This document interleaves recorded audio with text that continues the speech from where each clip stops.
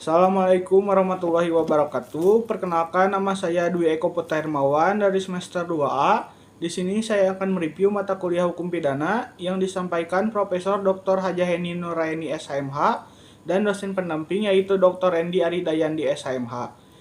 Pada pertemuan kali ini membahas tentang alasan pembenar khusus, yaitu ada 3. Yang pertama, dokter dan para saksi yang menghadiri perkelahian tanding pada pasal 186 ayat 1 KUHP. Yang kedua, yaitu pencemaran demi kepentingan umum atau karena terpaksa untuk membela diri, yaitu pada pasal 310 ayat 3 KUHP. Yang ketiga, yaitu yang dihina dengan keputusan hakim yang menjadi tetap bersalah atas hal yang dituduhkan, yaitu pada pasal 314 KUHP. Yang ketiga, alasan pembenar di luar undang-undang ada 3. Yang pertama, hukum disiplin dari orang tua atau guru. Yang kedua, kewenangan jabatan dari dokter, apoteker, atau penyidikan ilmiah. Yang ketiga, yaitu fungsi negatif dari sifat melawan hukum material, yaitu tentang misalnya Aris Hograd tentang dokter hewan, Junto putusan MA tentang Markus Effendi. Selanjutnya membahas tentang alasan pemaaf, yaitu alasan yang meniadakan kesalahan pelaku tindak pidana sehingga pelaku yang melakukan perbuatan tersebut tidak dipidana karena ada alasan kesalahan. Yang pertama yaitu alasan pemaaf terdiri dari alasan pemaaf umum, yaitu ketidakmampuan bertanggung jawab pada pasal 44 KUHP. Yang kedua yaitu daya paksa dalam arti sempit, yaitu pada pasal 48 KUHP. Yang ketiga, bela paksa yang melampaui batas, terdapat pada pasal 49 ayat 2 KUHP.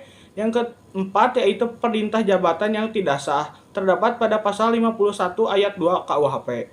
Selanjutnya membahas tentang alasan pemaaf khusus, yaitu yang pertama, mempersiapkan atau mempelancar perubahan ketatanegaraan dalam arti umum pada pasal 110 ayat 4 KUHP.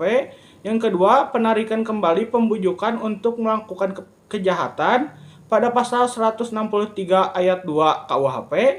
Yang ketiga yaitu tidak melaporkan kepada yang berwajib atau yang terancam apabila ada kejahatan yang tertentu pada pasal 166 KUHP. Yang keempat yaitu pencurian atas suami istri pada pasal 367 ayat 1 KUHP. Yang kelima yaitu insubordinasi tidak jadi, yaitu pada pasal 464 ayat 3 KUHP. Yang ketiga, alasan pemaaf di luar undang-undang. Yang pertama tidak ada kesalahan sama sekali. Yang kedua yaitu alasan peniadaan pidana putatif. Selanjutnya membahas tentang daya paksa atau opermah, yaitu diatur dalam pasal 48 KUHP, tetapi tidak memberikan pengertian karena itu harus dicari dalam MVT, yang menjelaskan bahwa daya paksa adalah setiap kekuatan, setiap paksaan, setiap tekanan yang tidak dapat ditahan. Selanjutnya membahas tentang daya paksa dibagi menjadi 3. Yang pertama, pertentangan antara dua kepentingan hukum, contohnya Ares Papan Karnienses. Yang kedua, pertentangan antara kepentingan hukum dengan kewajiban hukum. Contohnya Optisin Ares tahun 1932. Yang ketiga yaitu pertentangan antara dua kewajiban hukum. Selanjutnya membahas tentang bela paksa atau nudwir. Bela paksa yaitu diatur dalam 49 ayat 1 KUHP yang disebut alasan penghapus atau peniadaan pidana. Syaratnya yang pertama, perbuatan harus terpaksa dilakukan untuk pembelaan yang sangat perlu karena tidak ada jalan lain. Yang kedua, perbuatan tersebut dilakukan karena ada serangan sekoyong-koyong atau mendadak dan seketika itu juga.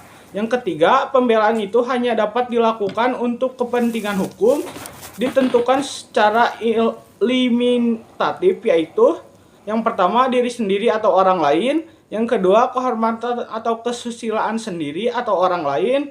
Yang ketiga, benda sendiri atau orang lain. Selanjutnya, bela paksa yang melampaui batas atau nudwir excess. Diatur pada pasal 49 ayat 2 KUHP, yaitu melampaui batas pembelaan yang diperlakukan. Pembelaan yang dilakukan sebagai akibat langsung dari guncangan jiwa yang hebat. Selanjutnya membahas tentang melaksanakan ketentuan undang-undang. Disebut juga wet legal yang diatur pada pasal 50 KUHP. Selanjutnya membahas tentang melaksanakan perintah jabatan, yaitu terdapat pada pasal 51 ayat 1 KUHP, melaksanakan perintah jabatan yang tidak sah pada pasal 51 ayat 2 KUHP. Seorang yang melaksanakan perintah jabatan yang sah, perbuatannya tidak melawan hukum, sehingga perbuatannya tidak dapat dipidana. Selanjutnya membahas tentang alasan penghapus di luar undang-undang. Yang pertama, diatur dalam jurisprudensi, yaitu fungsi negatif dari sifat melawan hukum material. Yang kedua, tidak ada kesalahan sama sekali. Yang kedua yaitu dengan menggunakan alasan pembenar, yaitu hukum disiplin. Yang kedua, persetujuan atau izin dari orang yang dirugikan. Yang ketiga, menggunakan alasan pemaaf. Selanjutnya, sekian dari pertemuan kali ini. Wassalamualaikum warahmatullahi wabarakatuh. Waalaikumsalam.